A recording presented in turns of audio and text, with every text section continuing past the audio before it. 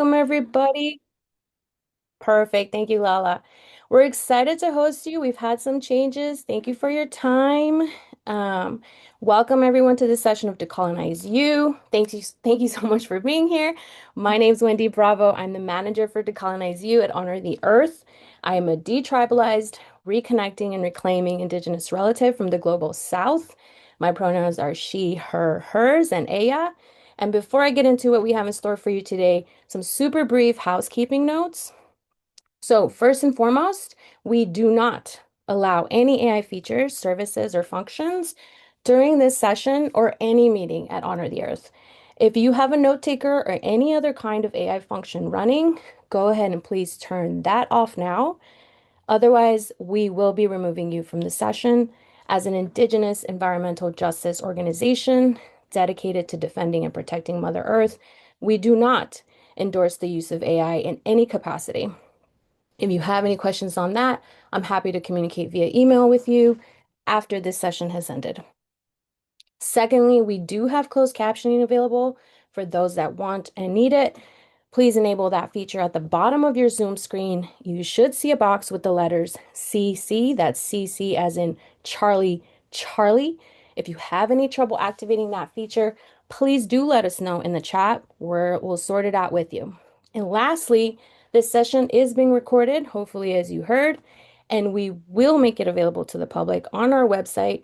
And I will also be sending it out to all registered participants in an email, along with any other relevant information shared here today. So please feel free to review this session later at your convenience. Take notes for yourself and take care of your life needs during this time. Once again, this session is being recorded and will be distributed to all registered participants. All right, with that out of the way, I'd like to thank the entire team at Honor. Everyone's work is critical to our vision and mission. For this session in particular, I want to thank our communications team, our organizing team, and our executive director for their energy, intellect, and labor. We're really excited, honored that all of you are here joining us today. I want to introduce Honor the Earth and Decolonize U. Honor the Earth's vision is creating a world where Indigenous sovereignty is recognized, respected, and upheld. We envision a future where communities thrive with honor, abundance, and in right relationship with Mother Earth. Our mission is a commitment to protecting the lifeways and sovereignty of our Indigenous relatives across Mother Earth. We do this by investing in our communities and a new generation of organizers through campaigns, research, training, reclaiming our narrative, and providing capacity support in service of all land and life. Decolonize U is a knowledge sharing platform to provide skills and learning in the fight for climate justice and the protection of Mother Earth. We know that Indigenous peoples hold the solutions to climate change. Decolonize U is a platform to weave those solutions together, bring them to our communities, and organize for our collective liberation. We envision a place where education is a weapon in our fight for Indigenous sovereignty. And so, to that end, let's get into why we're here after all. I want to start first with an apology from us. We've had many changes today. I hope you allow for a little bit of flexibility and understanding while we try to figure all of the things out. And I want to especially thank Shai, our organizer, joining us today. I want to especially thank our executive director for jumping in at the last minute and our amazing social media maven, Lala, on the social media ones and twos. So, we're doing a lot today. We're pivoting, as is the life of organizers around the world. So, next slide for me, Lala, please.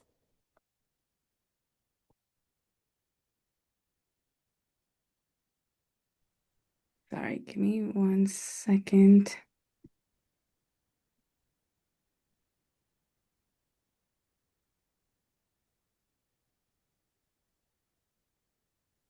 Okay, give me 1 second. I'm gonna have to reshare again.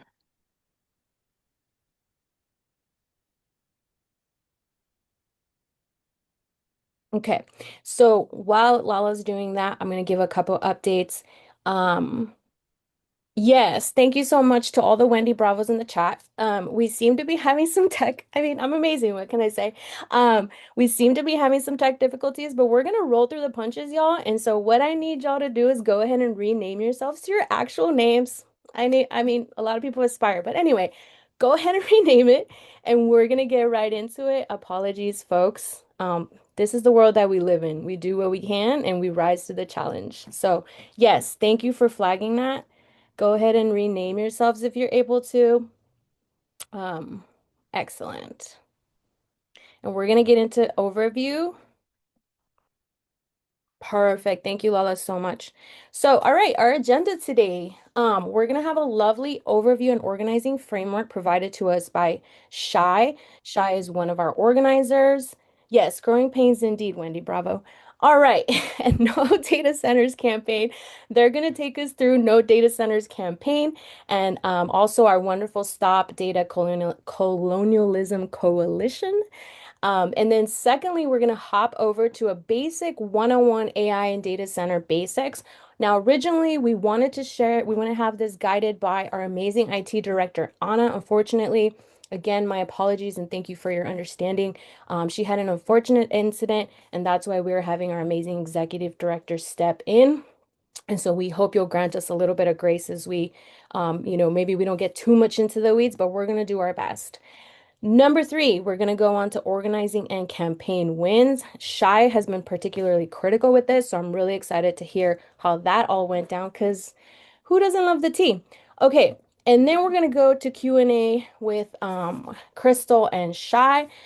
On that note, go ahead and drop all your questions in the Q&A session, please. That's where we're going to go ahead and centralize all this so we can sort all of this. We know that folks are excited to have the conversation.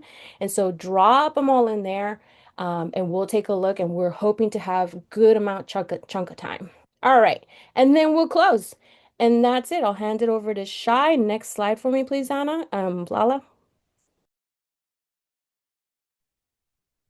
Hello, everyone. Thanks for joining us. I just wanted to give a brief intro on the work that we've been doing. I am the coalition coordinator with Stop Data Colonialism. We have been working in Montana, Oklahoma, South Dakota. We've targeted some intervention points like the National Congress of American Indians, ASU, and we've been in communications with tribal nations as well. Um, through NCAI, we were able to find out that there's been a lot of normalization with generative AI in these circles that tribal leaders attend.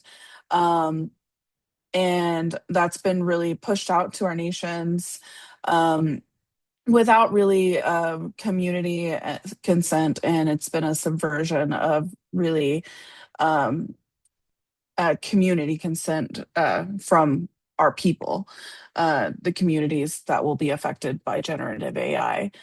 Next slide, please.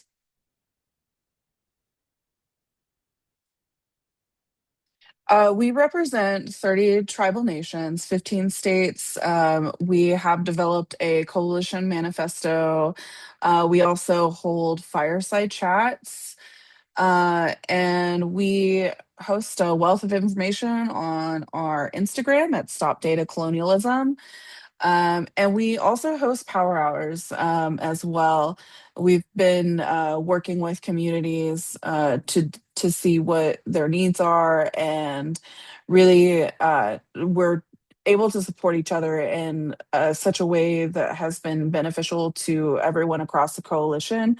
Our coalition manifesto was developed through a strategy session where we really worked together to see what we wanted to name on how data colonialism affects all of our people. And you can see our coalition manifesto on Instagram. It's one of our pin posts. It's really good stuff. And then we will be hosting a data center summit in July. So stay tuned for that. Um, Next slide, please. I'll go into a little bit about AI versus generative AI. So AI follows a subset of rules, and it's designed to make machines human-like. Think about Siri and Alexa. Um, those are AI. They're programmed to recognize your voice and patterns, and they they have limited data to source from. Um, you can also see this in household items like your Roomba, your thermostat, and they want to mimic everyday things. Next slide, please.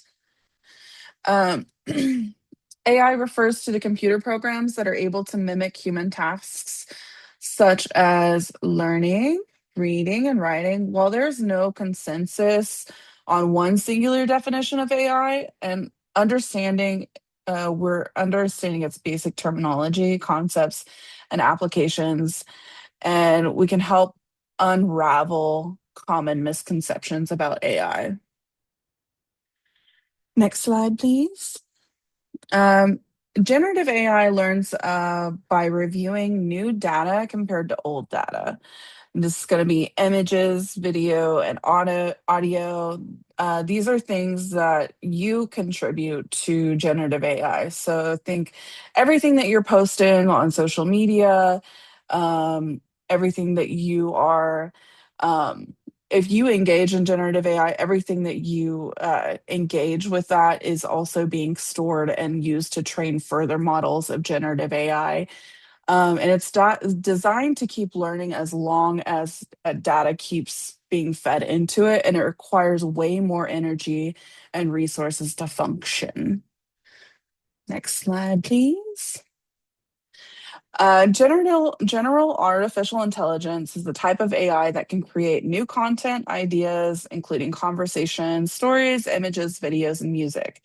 It can learn human language, programming languages, art, chemistry, biology, or any other complex matter. It reuses what it knows to solve new problems. For example, it can learn English vocabulary and create a poem from words it processes. Your organization can use generative AI for various purposes like chatbots, media creation, um, product development, design, and that is from the Amazon definition. Um, so I want to also note here that in this definition, if you read between the lines, uh, AGI or general artificial intelligence is user fed. It's not how people often perceive general intelligence or generative AI. Um, the way that most people perceive AGI is that it's all it doesn't have to be human interfaced. Um, it it all has to be user interfaced. So we feed the information into AGI. So if we stop feeding information into that, we can, yeah. And I will pass it over to Crystal.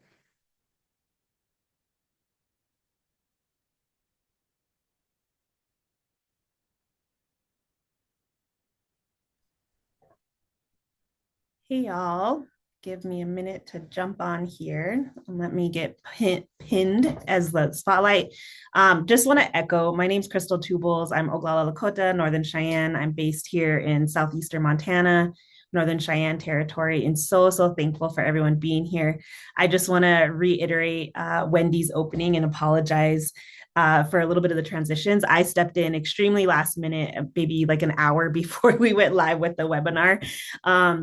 And so definitely thankful to be here, and will do my best to cover down on Anna, who offers amazing knowledge and whatnot, but I am not her. I don't carry the same knowledge, but I will do my best to fit in and to plug into some of the slides that she's already created and add my own knowledge. So thankful for everyone's patience.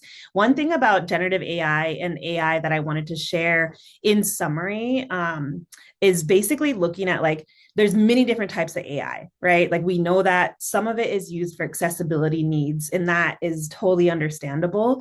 But I think like what we're seeing right now is a big difference between generative AI and then AI. And so for like summary, AI is just analyzing and analyzing patterns in pre-existing data, right? So all the data that exists in the cloud, right? It's just analyzing that. it could maybe sort it, it's organizing it, all of those things. But when you move over to generative AI also scans all the data and then can create new content. And I think that's the scary part of it. And that's the part where it's actually generating and creating new content. And the efficiency rate is not the highest. I want to say it's around like 60%. I could be wrong. So definitely don't quote me on that. But the point is like the efficiency rate of the information that exists on the internet in the cloud isn't the highest. And so when you're talking about generating new content based off of the existing data, you're going to generate some incorrect content, which we're seeing already. For those of us in Indian country, we're already seeing there was a little video floating around about Northern Cheyenne people. It was this woman. She was wearing one of our Alaska relatives' like regalia, but she was in Montana saying she's Northern Cheyenne and she has, she's living this great life up in the mountains. And she was like on top of a mountain visually. And you could tell the whole video was AI. And so this wasn't a real person. It wasn't an actual Cheyenne person. She was wearing the wrong regalia. She was talking about an area that she had no clue about in just kind of like living off the land there. And so all that to say is like, we're going to start seeing more and more things like that when it comes to generative AI, because it's going to create incorrect information and put that out there. And then what happens from that point is it'll then take its own information that it put into the cloud, and it's also going to start assessing that. So then you have double incorrect information, right? And so it's really scary what it's capable of doing. And then, so just moving us into looking at like, I think there's a lot of conversations right now, and we're still learning a lot, y'all, but there's a lot of conversation around like, well, can we do responsible AI? Can we do AI responsibly?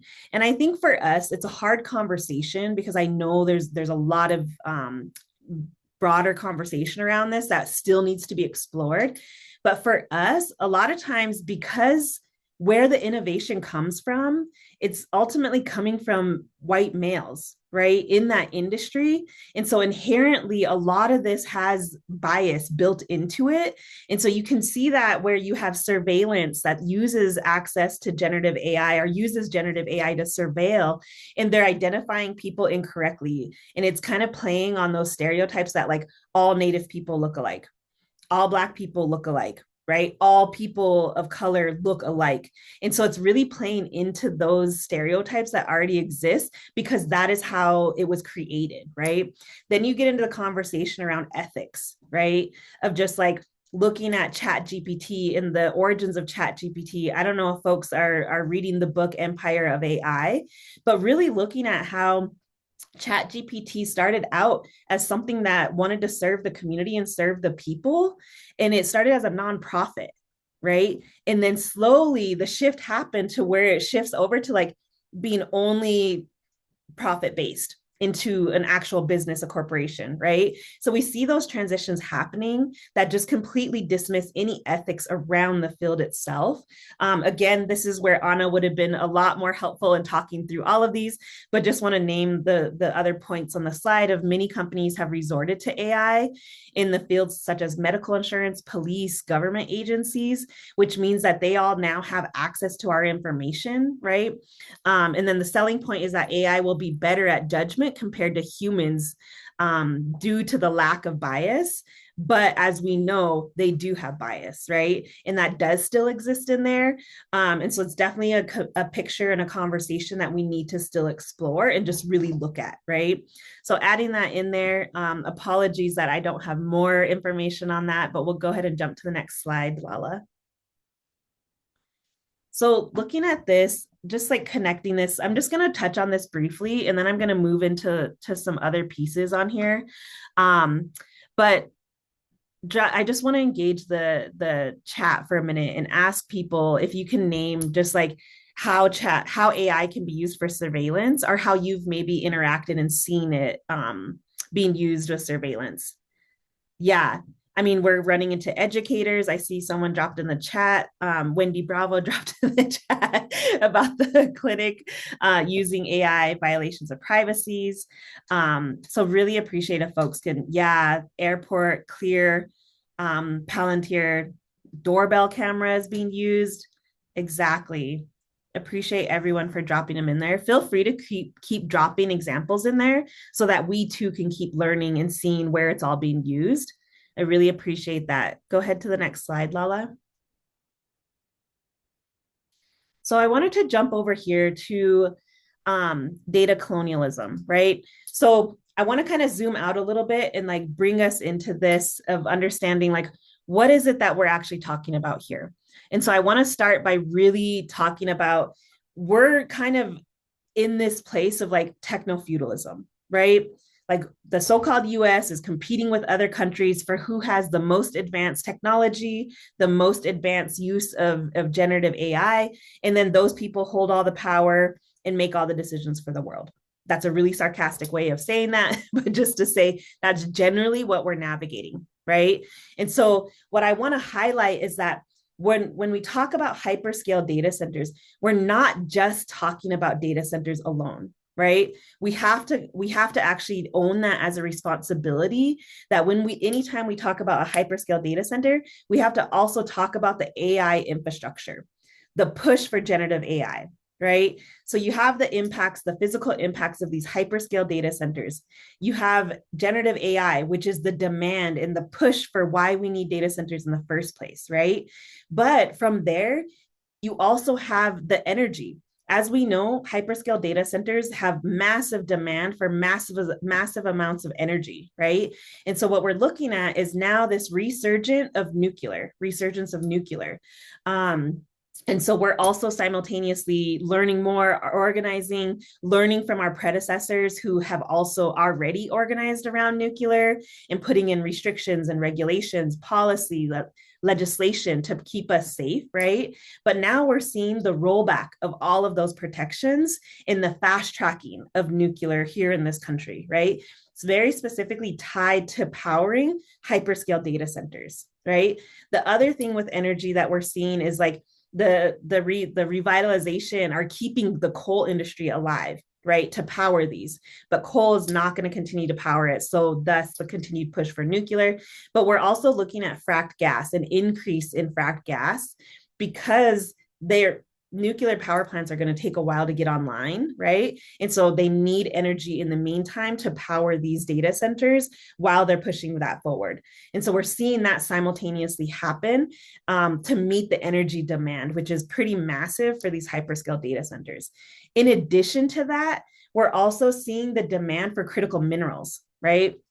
So critical minerals are needed for the GPUs, the servers, the air conditioners, all of the elements of these data centers. They are going to have a demand for critical minerals to actually create these parts, right? Where do we think that those are going to be built? You know, where are the mines for critical minerals going to happen? Where's the nuclear power plants going to be built at? Where are these hyperscale data centers being built at? A lot of times they're going to be targeting Black and Brown communities.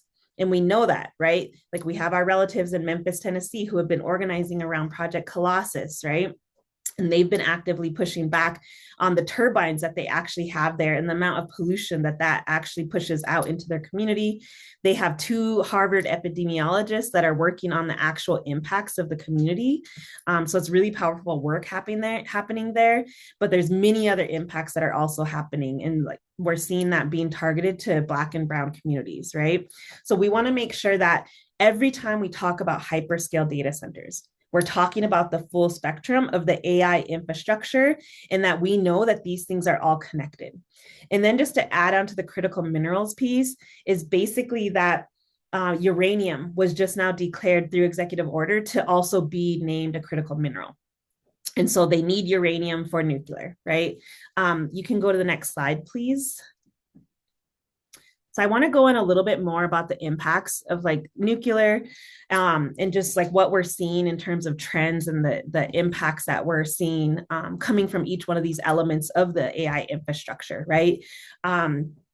So the whole thing with nuclear that we're seeing right now, and it's actually what got Honor the Earth into this struggle, is really around nuclear. So in my community here, southeastern Montana, we're very rural. We're about an hour and a half, 2 hours from any grocery store or like large commercial anything, shopping, groceries, all of that stuff. And so they're basically proposing a small modular reactor for here in Colstrip. We got onto hyperscale data centers because of this proposed small modular reactor. There was a nuclear feasibility study done. When they gave the results, basically there was absolutely no deterrence to having a small modular reactor here in rural Montana, where we get mega fires and fire complexes pretty consistently, and are also actively in a drought, and our communities are starting to enact water restrictions because of the droughts that we're encountering. This winter was the first winter that we didn't have consistent snow on the ground since I've been alive. So it was really scary times where we didn't really have a winter. It snowed a couple, like maybe one or two times. In those two times, there was no snow that actually stayed. It actually just melted immediately and was absorbed quickly because of how dry it is here. And so now they're proposing that we bring a SMR into this type of environment where we're already feeling the impacts. And it's extremely scary. The other thing to know about SMRs is that they actually don't exist here in the United States in real life.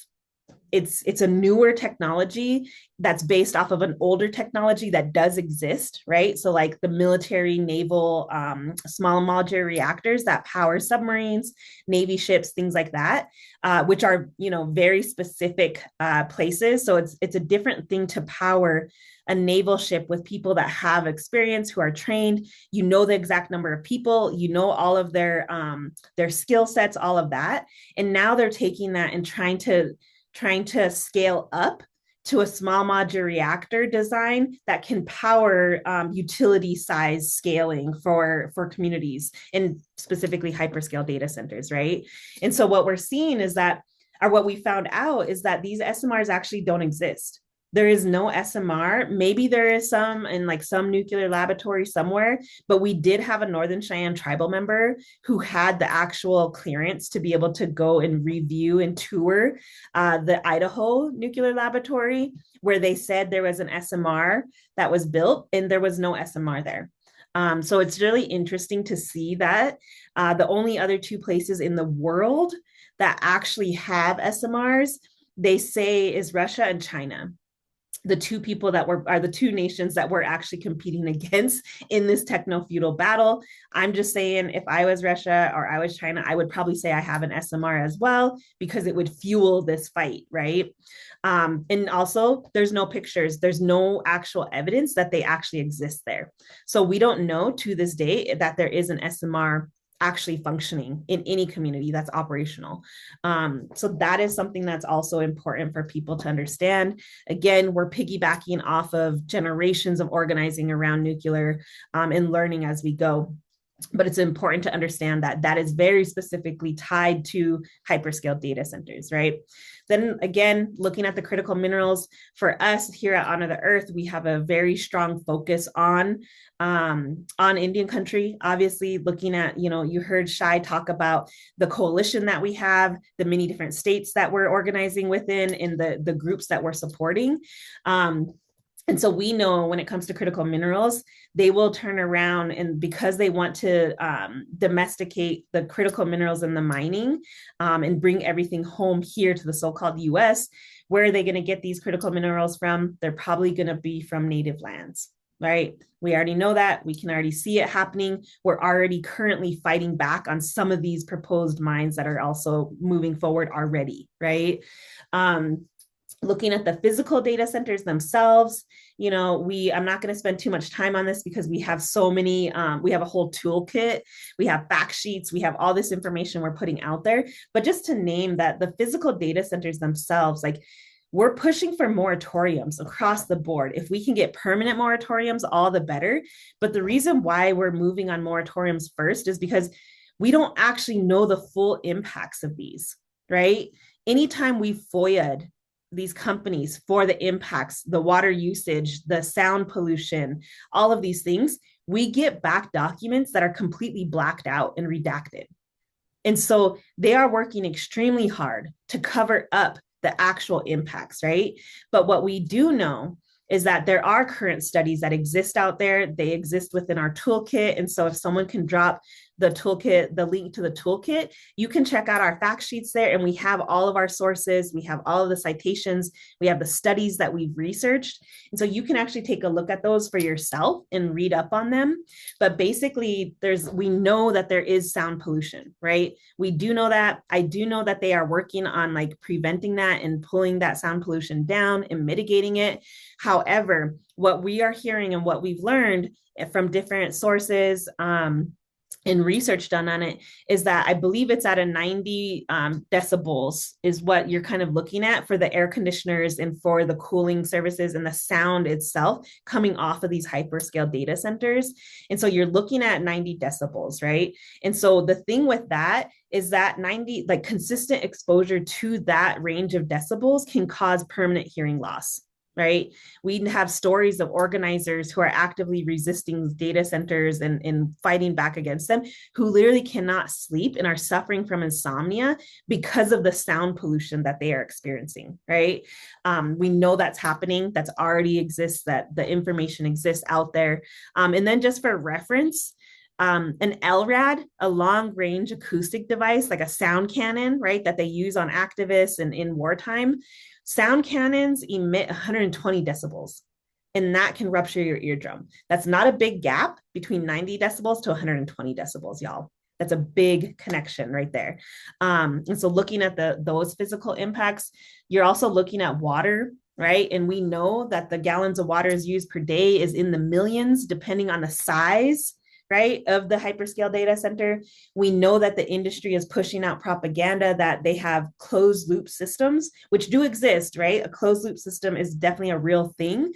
Whether or not these hyperscale data centers are actually using a closed loop system or a true closed loop system is another question, right? The other thing with that, we also have a fact sheet. So if you can take a look at the toolkit, you'll see that we have a fact sheet on there specifically about closed loop water systems, and what we're being told versus like what's actually happening. So you can take a look at that. The other thing with the water usage is really the conversation around glycol. So using glycol as inserting into water, that way it keeps it from eroding the pipes, right? And it's basically like an antifreeze that keeps the water just like rotating in the system and in the pipes.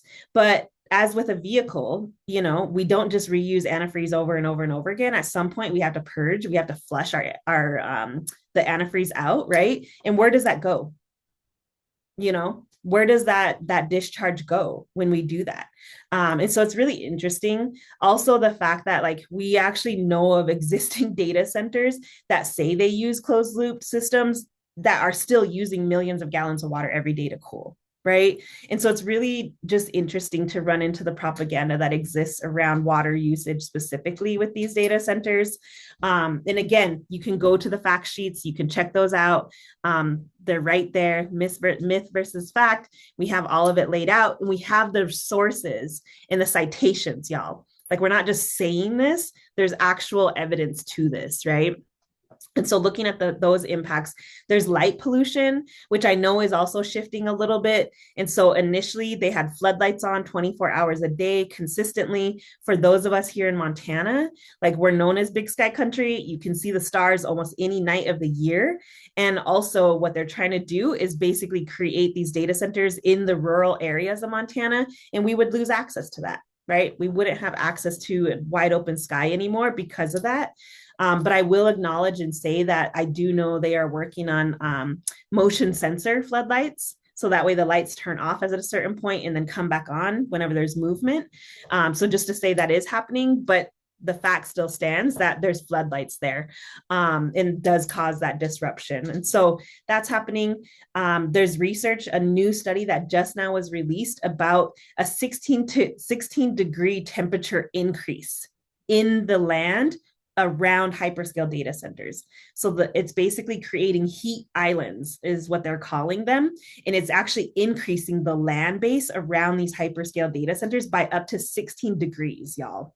That is a massive amount of increase in heat that's being created in these. So putting that out there as well. Again, if you're from Montana, the impact on wildlife and on our animal and our plant relatives out here is going to be major. The electromagnetic frequencies that come off of these basically is going to they create buffer zones around them, but it's still going to push animals away, right? And so for me, like hunter, we're going to get impacted. We're going to see animals going away and they're not going to be there, right? So it's a very real thing that's happening. And again, we're still learning all of these impacts, right? There's so many studies that keep coming out every single day, every week. There's different impacts that are coming out, impact studies that are coming out, and we do our best to keep up with those, pull them and put them into our fact sheet, put them into the toolkit, right? So definitely take a look at that. I also want to make the connection in terms of the AI infrastructure to surveillance and militarism, right? And so we know that they are using this information, this data for surveillance, right? Like I've seen all of the things that folks dropped in the chat. Thank you so much for adding all of those in there. So we know. I don't have to drive that home. We know that we're being surveilled. We know that our right to privacy is being violated pretty actively, right? And then what's also happening that we're seeing overseas is like, we're seeing in real time the potential of moving into yet another war. We are going into war, we're invading, right? And so, really looking at what's happening on a geopolitical level with oil and gas, but also the use of AI. Right. And so, obviously, the biggest critique on when we go to war is the loss of human life. Right. And so, using AI, like generative AI, drone warfare, those things as ways to actually prevent loss of life doesn't make it even any better, right? We're still going in and invading other nations illegally oftentimes, right? And we're still causing that harm. And so just really looking at that connective tissue to militarism and what we're seeing happen right now. And also the fact that a lot of this are being tested on indigenous peoples, right? Like just naming our relatives in Palestine, naming our relatives who live down on the border in the South. There are tribal nations who are border tribes whose nations were split in half by a fake border, right?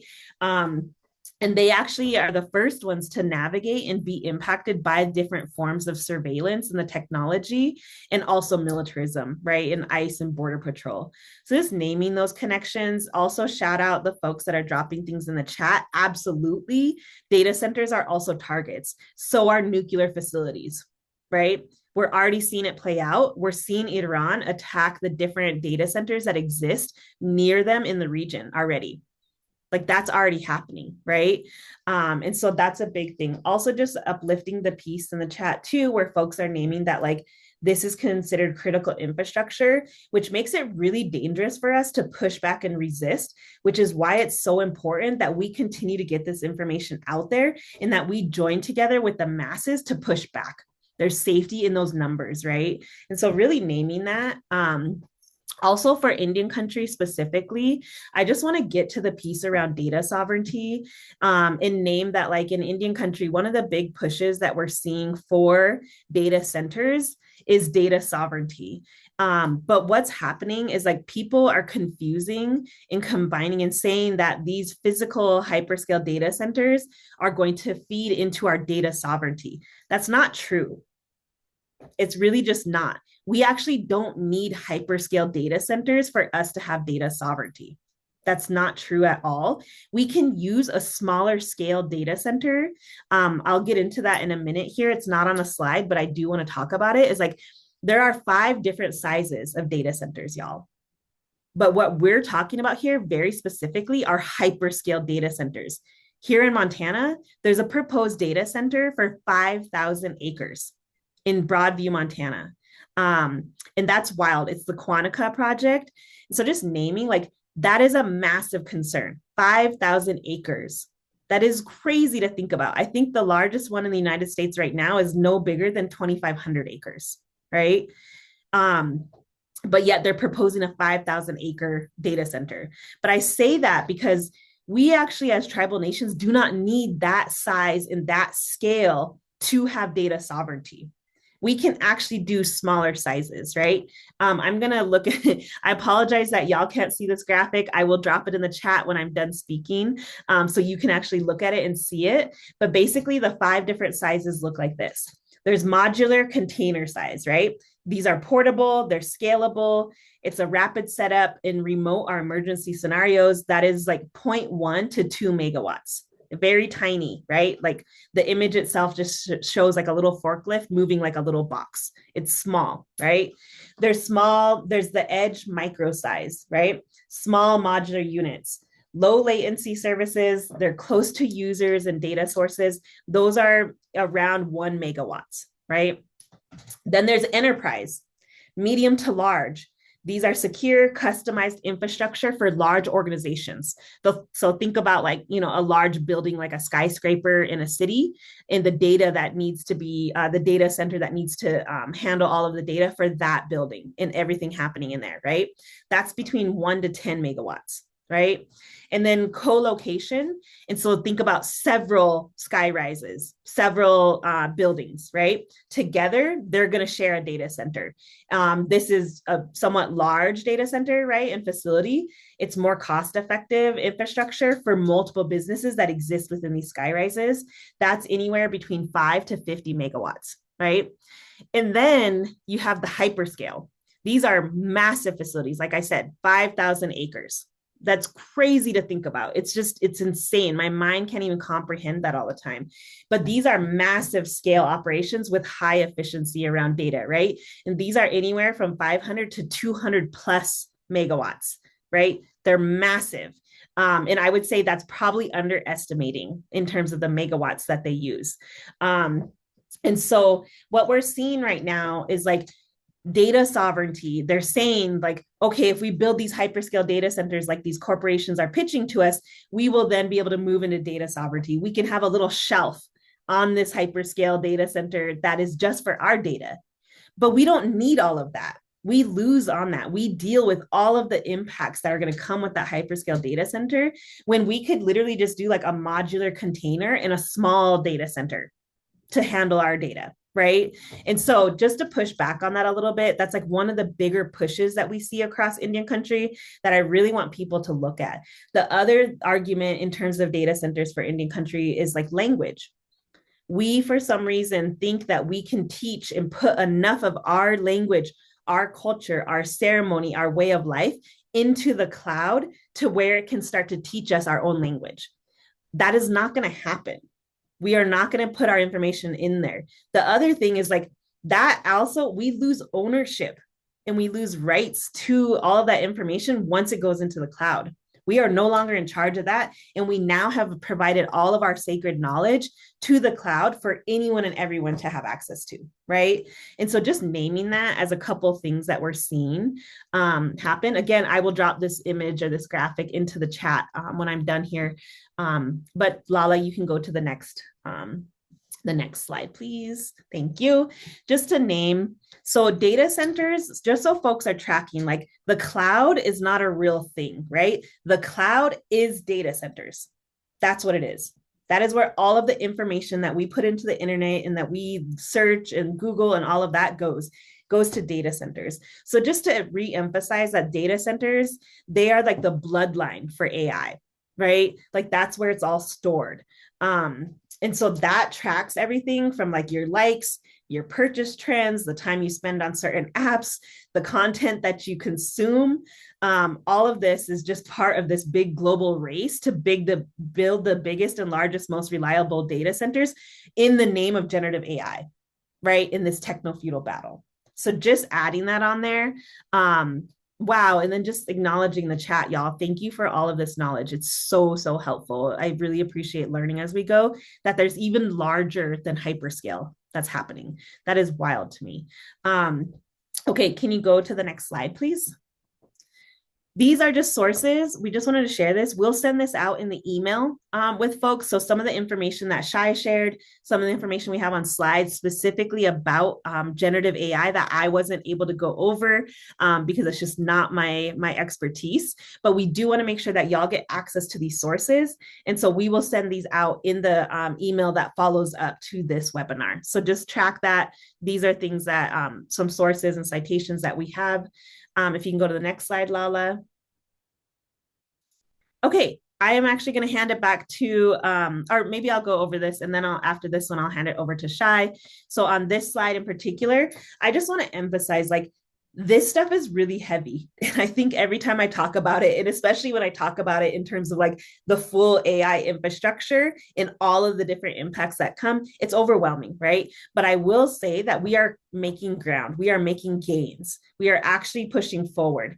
And Shai will get to the victories and the wins that we've had. But I just want to say that like these are all effective ways to organize. We've had town halls, community meetings, canvassing, webinars. We have toolkits for folks. We've had fireside chats just talking about the impacts and the new things that we're learning every week. We have city council. We go and attend city council meetings, tribal council meetings, tribal technology spaces and conferences and summits and meetings. We do public comments and we have power hours to submit those public comments and support folks in their journey to know how to do an actual public comment, right? That's going to be effective. We are deep in research all the time, constantly learning, constantly taking in new information. And we do our best to turn around and do trainings and learnings and give that information back to y'all.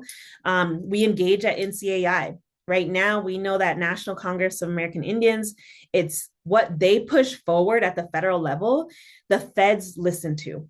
And so it's very dangerous that NCAA right now is actually pushing forward and normalizing the use of generative AI and absolutely refusing to acknowledge what the actual impacts of hyperscale data centers are and the full AI infrastructure are on tribal lands.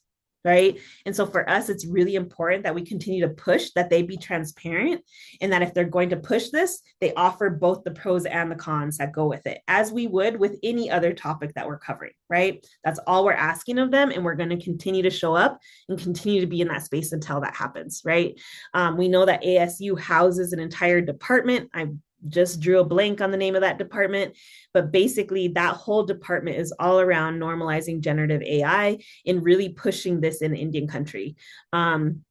So we've been to many different conferences, gatherings, convenings, webinars that they've done, really trying to push back and really trying to name what the actual impacts are. Legal avenues as well. So Honor the Earth is currently in the middle of litigation here in the state of Montana with our Public Service Commission and Northwestern Energy, which is the local monopoly for energy. So we have all these different avenues of organizing. There's probably more that we didn't list out on here. So just want to say with folks, like, this is the work, right? Like we have seen that all of this has proven to be effective because we have actual wins under our belt. And so no, AI is not inevitable. No, AI and hyperscale data centers are not just going to happen anyways. And so we refuse to actually acknowledge that narrative and that propaganda that's being pushed out. There is no need right now for generative AI. You can use other forms of AI for accessibility needs. You can use it for the different things that we actually need in our communities. We do not actually need or have a necessity for generative AI. And so I want to make that very clear on what our stance is. And like how that kind of breaks down. And so I'm going to hand it off to Shai, and she's going to go over some of the victories and the wins that we've had using some of these tactics here. Thank you so much, Crystal. Yeah, we had, like Crystal said, we've been engaging in town halls, community meetings, and we've been putting in some really good hard work, and that's led to some really, really successful wins.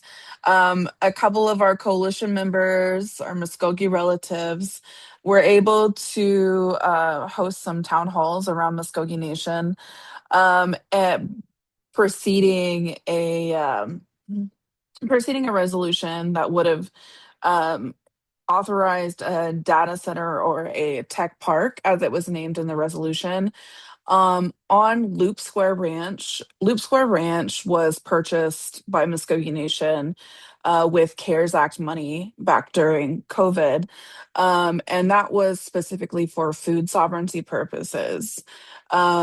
So Jordan and Kenzie were able to host and I was also there, able to host town halls all over Muskogee Nation, really informing tribal members about what the actual true impacts of hyperscale data centers are and how that would impact um, the ways of life for Muskogee people. It was really pivotal in making sure that resolution was blocked, and making sure that Loop Square Ranch wasn't able to become a tech park or a hyperscale data center. Seminole Nation blocked a resolution to create an NDA between the principal chief and a data center company. Um, we were requested to host a town hall prior to a regular council meeting, and we were asked by a council member, chief or council member Chabon, Colonel, and it was about 2 hours long. We gave all the information like we had for Muskogee Nation. Um, and people were able to engage and ask questions about what the actual impacts were. And through all of our research, we've become relied on being able to have all of these answers that people are asking about what the actual true impacts to the land, water, air, and the people are. And that led to a full permanent moratorium against data center development on Seminole Nation lands. Cherokee Nation Chief Chuck Hoskins signed an executive order creating a task force investigating the economic and environmental impacts of hyperscale data centers on Cherokee lands. That is expected to be completed around June. So we're really looking forward to that. Also, we were consulted on. You can see us in there. Me, Jordan, Ash. We were consulted on this executive order and the input that we provided um, to Chuck Hoskins. Chief Chuck Hoskins was able to inform the executive order and really inform what the study would include. And then Project Anthem in Tulsa. Tulsa City Council introduced a moratorium resolution, and that ended up passing unanimously. We were hosting town halls, we were canvassing, we were really pushing out on socials a real factual information that would impact East Tulsa. That moratorium passed unanimously until the end of the year. So it's only a 9-month moratorium. Could have been more, but unfortunately, that was what was able to be passed. And then the Planning Commission recommended a no vote on phase two. The planning staff recommended a no vote on phase two for Project Anthem. Project Anthem was trying to apply for an additional 375 acres in East Tulsa. And ultimately, that led to Project Anthem withdrawing their application for phase two altogether. Um, yeah, and so those are some of our wins, and we're like continually working and grinding and getting this information out. Obviously, yeah. What is next? We are working to really interrogate what's going on with Lala, if you could hit the next slide. Um, we're working on organizing more thoroughly on nuclear, coal, and gas. Obviously, go ahead. Go ahead, Crystal.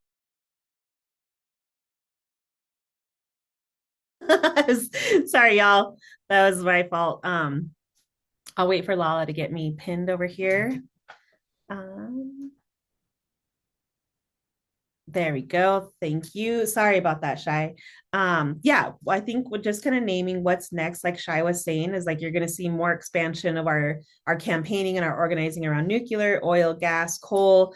I don't think we're gonna go too heavy into the coal industry. I think that's kind of on its way out regardless, but definitely you're gonna see us pushing a bit more around nuclear, because it seems like in native communities right now, those things are going hand in hand with the hyperscale data centers. So we definitely want to get a hold of or get ahead of that right now.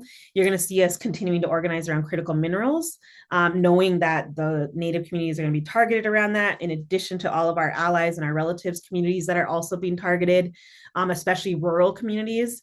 Also looking at, we're going to be releasing a data centers on tribal lands report. So really pulling together all of the research, and all of the information that we've been able to acquire and putting it into an actual official report. And I think like right now, unfortunately, as organizers, the reality is like people need the legitimacy. And so we're really working to pull that together and put that out to folks. That way our tribal leaders and folks who make decisions can actually have, the research and the knowledge and the information that they need to make informed decisions, right? And that way we're invoking, free and prior informed consent, right? And so looking at, a data center summit as well coming up in June. Shai will be spearheading that work and making sure that we bring people together and that we start to really strategize and bring all of our, strategies and our campaigns together to be the most effective that we can be. You're also going to see a lot more national and international campaigning from us. So like right now, our team, I'm so proud of them, y'all. But our team is very proficient at grassroots organizing in our own communities, and it's proven to be effective. You've seen that with Shai listing out the different wins that she's been a part of, and been working and pushing for, especially in Oklahoma, which y'all, Shai can attest to this. Like it is not easy to organize there. And so just the fact that we have some victories, in that community or in Oklahoma itself is massive. And it's such a testament to the powerful organizing that's happening. Now, what you're going to see us doing a bit is transitioning to a lot more national. I know that we've seen, AOC and Bernie Sanders, push forward, moratoriums on data centers. We're hoping to see more things like that, but also how do we engage the grassroots to be a lot more involved in those processes? So definitely going to see us engaging in those spaces a lot more. And then we're also going to start doing a lot more work around the international connection. So really looking at the connection to militarism and war and surveillance. So you're going to see us really step up around that organizing and building out some campaigns that will go along our grassroots campaigns, right? So just adding that in there. I just want folks to know that like I said before, this is not inevitable, and this is it doesn't have to just happen and we just go along with it, right? Like we're proving that there's victories to be had. We're saying that this is the information, and we're pushing back really hard on the propaganda and the outright lies that are coming out of this industry, right? So just adding that. And so I will hand it. Oh, one more victory that we had was we were able to actually get, the Oceti Shakoi Treaty Council to pass a resolution that bans hyperscale data centers on, Oceti Shakoi territory, right? Which is pretty massive land base. So it's a really powerful step. We're hoping that we can get the IRA tribes, to actually follow suit. And so the next steps that we have is our team will be on the ground with the Standing Rock Sioux tribe. The tribal council invited us up to talk about and present on the impacts of data centers. And then we're also going to be down in Wind River as well with our Northern Arapaho relatives, also presenting on the impacts of data centers as well. So you'll see us in many different places, and just putting that out there as a plug. If you would like for our team to show up and to support, we're happy to do so. So please reach out and connect with us and stay in touch with everything we have coming. And handing it back to you, Wendy. Amazing. Oh my gosh. We got a late start and somehow we're kind of on time. I'm not sure how that happens. All right, y'all. So we're gonna move into a Q&A session. So next slide for me, please, Lala. We have some really good questions in the Q&A. We'll start with this one I'm going to crowdsource. And if we could ask Shai and Crystal to come off video. This one we're going to crowdsource to the chat. Do we know if any data centers are being built by prison or jail labor in Texas? Thank you so much for centering our incarcerated relatives. That's super important. Um, Yes, please, if you know of any, um, go ahead and drop it in the chat. Let's crowdsource this. I'm sure there's people here from everywhere, all around Turtle Island and possibly the world. So, Um, yeah. And then secondly, the second question, how can we find out what category the AI our field is using? This is helpful for us advocating against AI use who are being held accountable to note facts and citations. I We can can go ahead also, and answer that. thanks, Um, Shai. okay, so how you can find out what category AI your field is using is to just directly ask who the end user is. A lot of times, companies will subcontract out AI development for their field. Say, like hospitals use generative AI in their systems. They will subcontract out from places like Microsoft. You really need to interrogate and find out who the end user is because depending on who the end user is and what their contracts are, um, it that information may not be actually secure and may be feeding into contributing to further models of generative AI. Yeah, and then I wanted to go back to the prison or jail labor in Texas. I'm not aware of specific data centers being built by prison or jail labor, but I am aware that there is prison labor being used to categorize data um, for generative AI, which is something that we're seeing globally as far as labor extraction. Um, in order to train generative AI models, yeah, like I said, I do know that jail and prison labor is being used to train generative AI models. Oh my gosh, that was a mouth. Word for. Thanks, Shai. I appreciate that. And then the next question, what, if anything, could we do when we see local native promotions that were created with AI? I see a lot in local powwow social media posts and flyers, and it's surprising how often AI is used in this way. Crystal? Yeah, thanks for that. Lala, you can go ahead and remove the spotlight. Thank you for that, just because we're switching back and forth pretty quickly. Um, There we go. Thank you. Yeah, so I think the biggest thing that I've been doing and I've been seeing happen as well is like people just calling it out in real time. And I think that's effective. It says that, but also providing a list of graphic design artists, right? So for us, like we are really intentional about making sure that we're contracting with actual artists who don't utilize AI. And so I think really like pulling, there's so many graphic artists out there, y'all, so many people out there. So I think really pulling a list or a couple names and offering them, like in the future, when you're making this flyer, please, think about these folks and just thinking like this is also part of like a bigger thing that's happening is like AI is being trained to take our jobs. Not every single one of them, right? But is most definitely is. And we're seeing it happen in the art world currently, right? Especially when it comes to flyers, posters, things like that. So I think really naming it to folks immediately and then providing some alternatives is a good approach right now. And if other folks have them, definitely drop it in the chat for ideas. Amazing. Thanks, Crystal. And this next question, will the data center summit be advertised soon? What is that looking like? Yeah, we'll post more information on our Stop Data Colonialism page.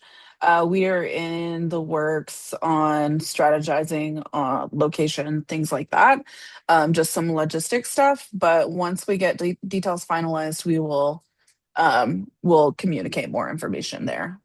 Thanks, Shai. And someone else with, I have heard about a res presentation concerning micro data centers operated by tribes. How can we be better informed about that? Check. Yeah, Shai, you might have more answer than I do. I will say that I personally have sat in a week long tribal energy sovereignty summit. And that was like, I mean, every single day, that's what they were pushing is they were literally like pulling tribal leaders to the side and like whispering in their ears about these micro data centers. Um, I question whether or not that's actually true or if they're just proposing it as that and it's actually a hyperscale data center.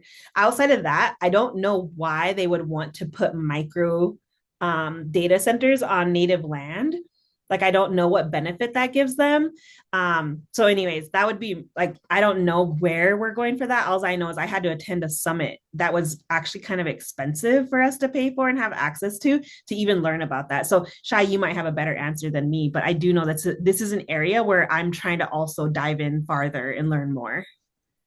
Yeah, as far as micro data centers, I know that this is like a narrative that's being pushed to tribal leaders. Um, but as far as data sovereignty goes, and as far as tribes really pulling in their power with data sovereignty, that starts with doing a full analysis of your of your tribal data needs. That includes like, what do you need a data center for? And do you actually need to build a micro data center, or do you already have access to a space that you will not have to utilize an extractive resource? Yeah. Amazing. Love it. Want to Thank you for add, that. quick, Oh, Wendy, is like as we learn more, because we're deep diving these things, I'm sure Shai and I and the rest of the team will come across information. We'll push it out on social media. We do pretty good about that. So definitely follow us. And if we get more information, we'll make sure to get it out there to people. So just want to plug that. Go ahead, Wendy. yeah, that's a good idea. And then next question, our provincial government doesn't pay attention to petitions and or letter writing campaigns. We need more aggressive actions. How would you approach this? Check. Um, there are many, many different strategies. And sometimes local governments don't always listen to you when you're face to face. Sometimes you have to approach them at church or um, wherever they go shop at. Um, but I have found through organizing in Oklahoma that if you just talk to people that may not agree with you politically across the board, and you tell them what you know and you just have a conversation with people, you can get more people motivated to act and really show up at city council.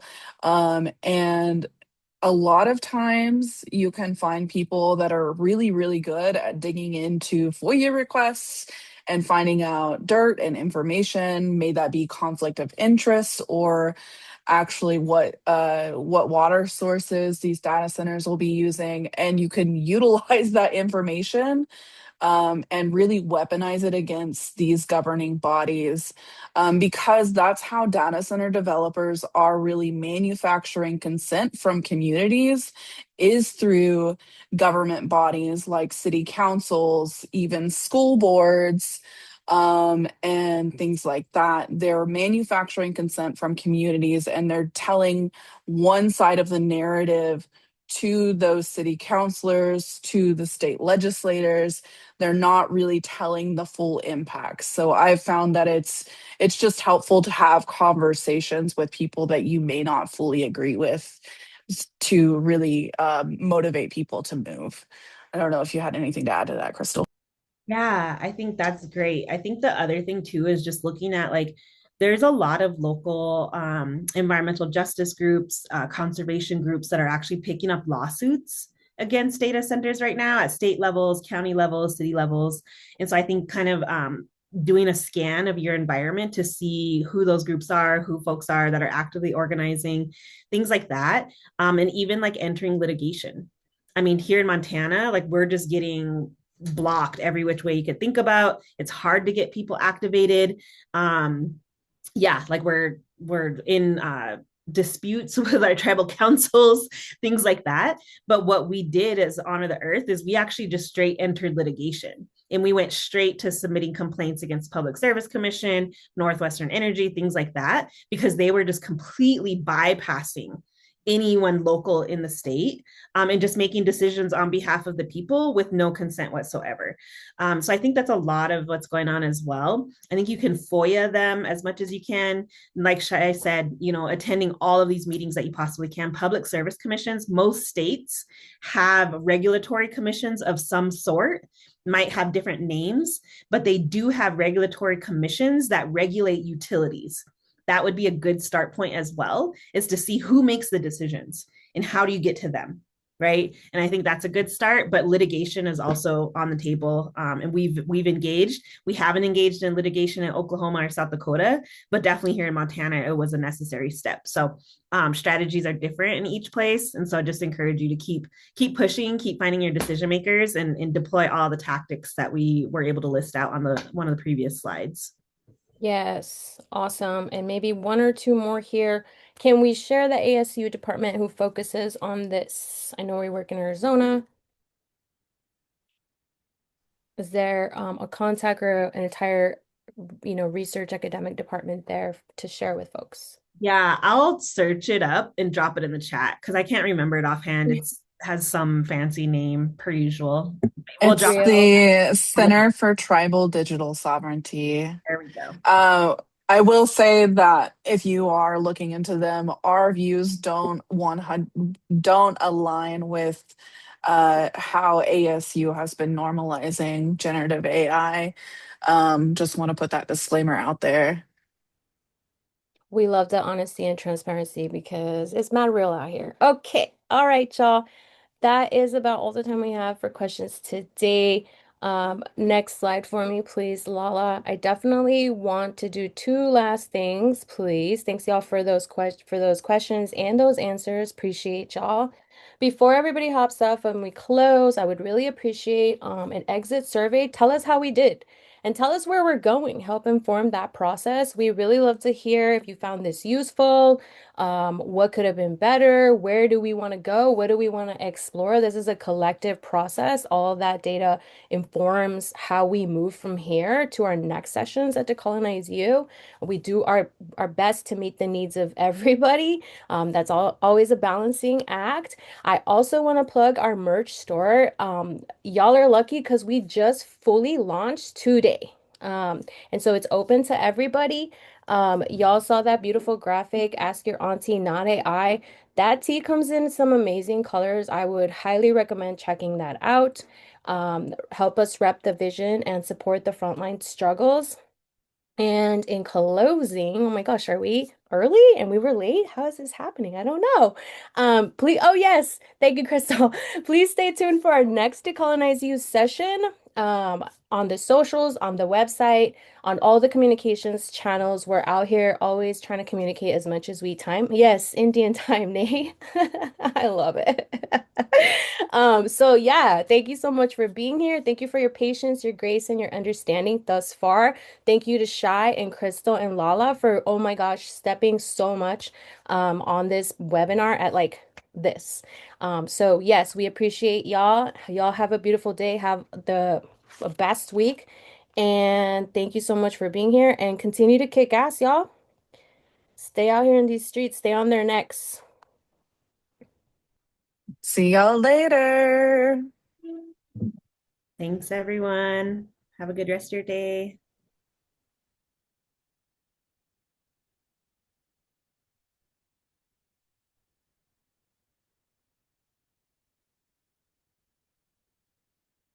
I woke up feeling great. The birds are in the tree. They're singing me a melody. La la la la, but the bully. My head is on straight.